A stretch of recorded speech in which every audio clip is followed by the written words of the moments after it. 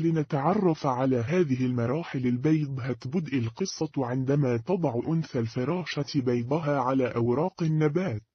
تكون البيضة صغيرة جدا، وغالبا ما تكون مخبأة على السطح السفلي للأوراق لحمايتها من الحيوانات المفترسة.